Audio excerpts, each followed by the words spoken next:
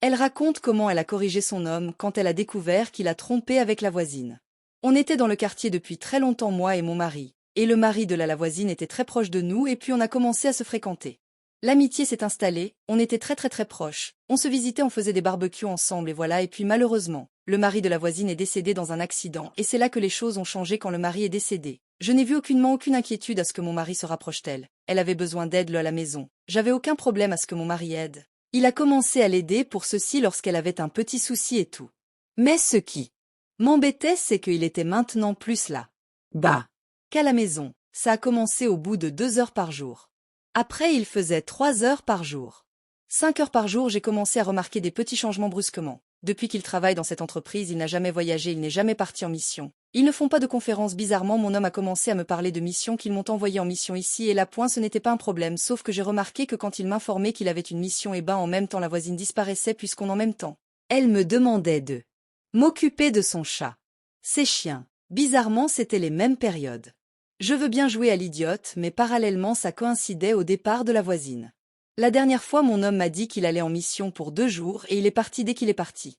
J'ai appelé son patron que je connais très bien et je lui ai dit que je n'arrivais pas à joindre mon homme. Il y a une urgence à la maison et c'est là que son patron me dit effectivement pendant que tu appelles. J'aimerais bien aussi que tu me disais où est ton mari. Ça fait beaucoup d'absence. Je lui ai dit et que je peux venir au travail, puis je suis allée, et puis j'ai regardé un peu les heures absences et ça collait avec les missions. En fait, il m'avait menti très bien. J'ai dit ok, voilà ce qu'on va faire, j'ai collé un tracker dans la voiture de mon mari pour l'observer. Dès qu'il est sorti de la maison, j'ai activé son tracker et je l'ai suivi gentiment doucement et j'ai effectivement retrouvé la voiture de ma voisine. Sur le parking d'un hôtel. J'ai compris.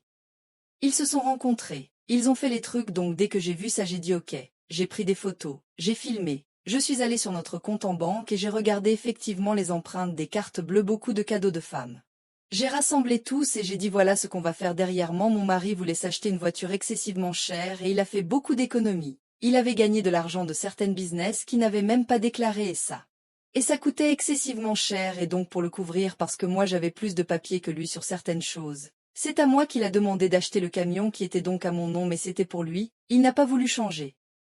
Il n'a pas eu lieu, il n'a pas voulu se prendre la tête à changer le nom de son camion. Il me faisait tellement confiance et tout le camion il avait invité tout point. Moi je me suis dit qu'est-ce qu'il peut faire mal à cet homme puisque je ne suis pas là la chose qu'il aime le plus, il faut que je frappe son cœur et bien quelqu'un a dit là où se trouve son trésor se trouve son cœur. Je ne suis plus son trésor et donc j'ai décidé de frapper son cœur en mettant la voiture en vente et j'ai pu récupérer beaucoup d'argent, énormément d'argent. Je l'ai vendu pour un peu plus du prix de la voiture et avec cet argent-là, vous n'imaginez pas ce que j'ai fait rapidement. Je suis allé sur un site immobilier. Parce qu'il y avait certaines maisons qui me faisaient envie. J'ai acheté un appartement que j'ai meublé. J'ai tout mis en mon nom et puis j'avais oublié de vous dire on avait un compte commun. Donc rapidement, j'ai ouvert un autre compte. J'ai pris cet argent et je l'ai viré dans mes économies et tout et tout. J'ai tout viré et puis voilà et quand il est rentré, j'ai pas encore à la maison. Je n'avais rien de déménager et quand il est rentré de sa mission il cherchait sa voiture. Qu'il n'a pas trouvé sur le paquet. Je lui ai dit chérie ne t'inquiète pas. Je l'ai vendu. Il s'est arrêté tout stupéfait.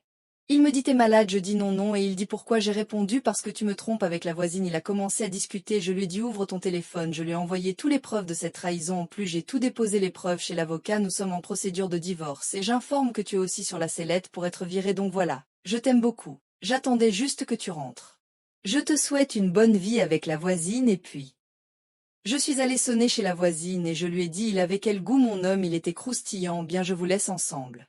J'espère que tout se passera bien. Elle était toute rouge comme une pivoine. J'ai tourné les talons. Je suis partie et depuis j'ai appris apparemment que ça s'est très mal passé. Après il a dû quitter la maison pour s'installer chez la voisine, ça n'allait plus. Le mari de cette dame était mort avec beaucoup de dettes, donc les dettes se sont accumulées en... Ils se sont clashés, ses parents m'ont appelé pour me dire que tout va très mal et que voilà.